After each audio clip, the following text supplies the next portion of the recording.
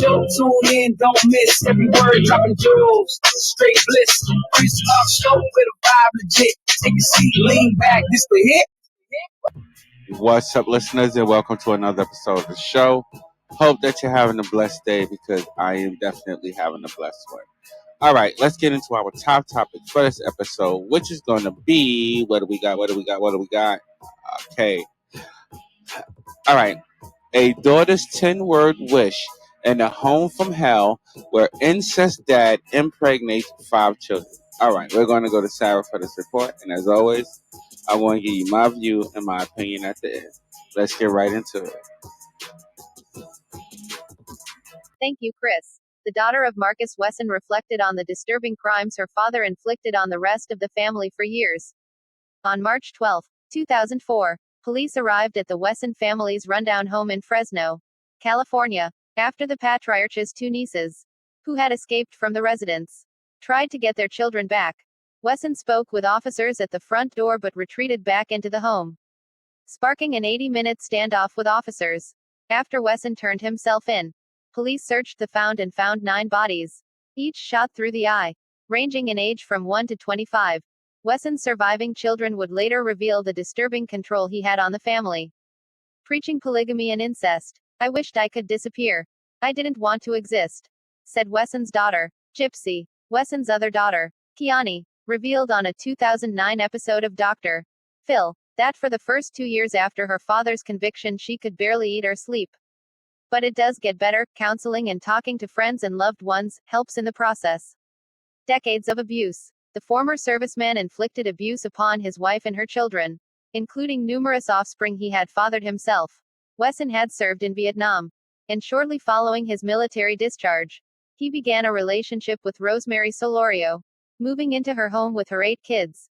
By 1971, Rosemary had given birth to Wesson's son, and just 3 years later, the twisted predator started sexually abusing his partner's daughter, Elizabeth, who was merely 8 years old at the time.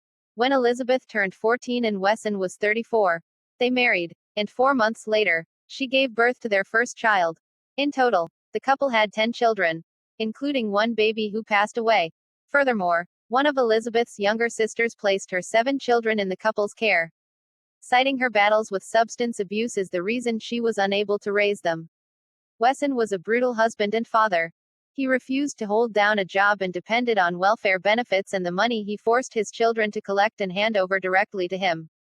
By 1989, he had been convicted of welfare fraud and perjury, and the family was regularly forced to occupy abandoned homes, rundown dwellings, and even vessels. But the most disturbing incidents occurred behind closed doors.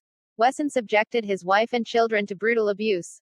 He stripped Elizabeth of all parental authority and insisted that the entire family be homeschooled. Wesson crafted his own twisted version of scripture, claiming Jesus had been a vampire, and proclaimed himself to be God to his children. They were obligated to call him Master or Lord, while the entire household was told to prepare for Armageddon. Daughters taught to perform sex acts. His daughters were told they needed to ready themselves to become his future wives, and their lessons included being taught how to perform oral sex beginning at age 8. Wesson sexually assaulted his 2 daughters and 3 nieces, causing all 5 to become pregnant. Daily duties for the children included cleaning Wesson's dreadlocks, armpits, and head, while brothers and sisters were forbidden from speaking with siblings of the opposite sex or even their own mother. In 2004, Wesson announced that the entire family would move from Fresno, California, to Washington, where his parents resided. In March of that year, members of his extended family, together with 2 nieces who had fled the House of Horrors, showed up demanding the children be freed. Police responded to what officers first thought was a custody disagreement, and upon arrival, Wesson told them to remain at the entrance before withdrawing into his home. When he emerged, his clothes were drenched in blood, despite insisting they hadn't heard any gunfire. When officers forced their way into the property, they were met with a horrifying scene. 9 bodies were found in the bedroom, which had been filled with antique coffins. Each victim had been shot directly through the eye.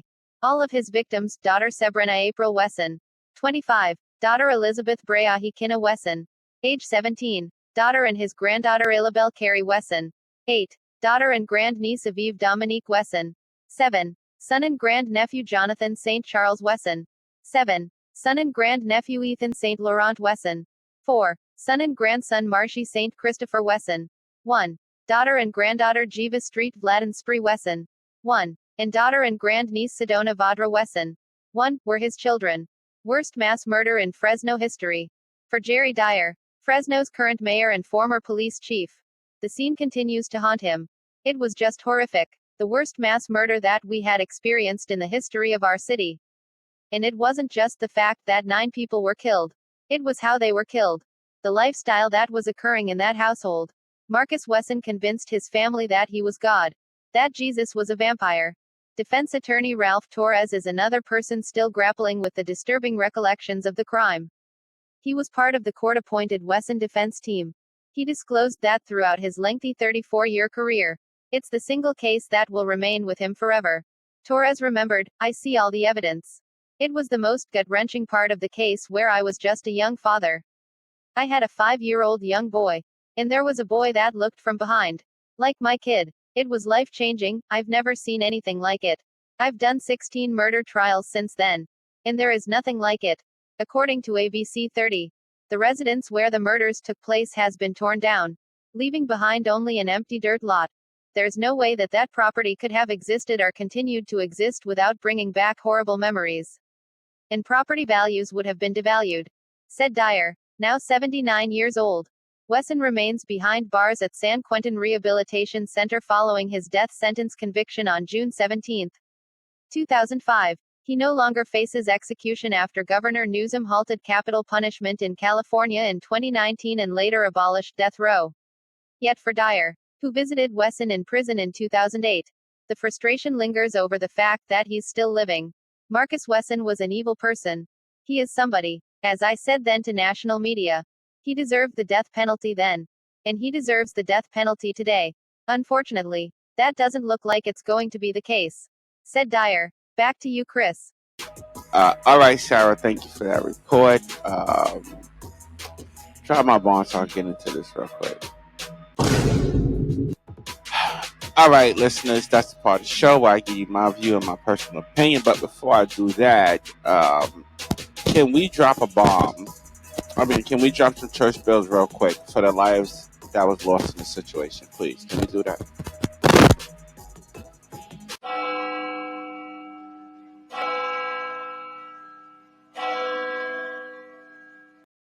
All right, thank you.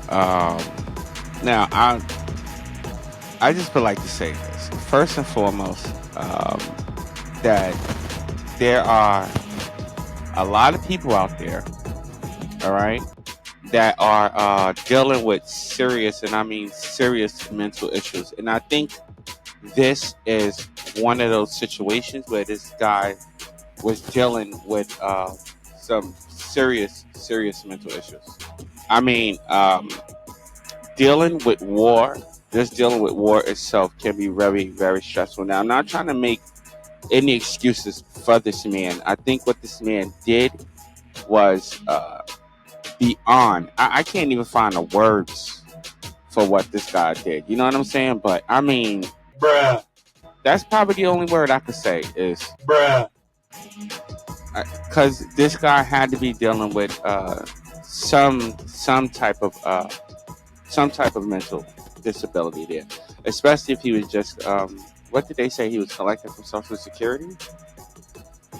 Oh no, just the welfare services. But to me, this guy was completely out of it. I mean, dude, he said Jesus, no, God, let me correct myself, that God was a vampire. I mean,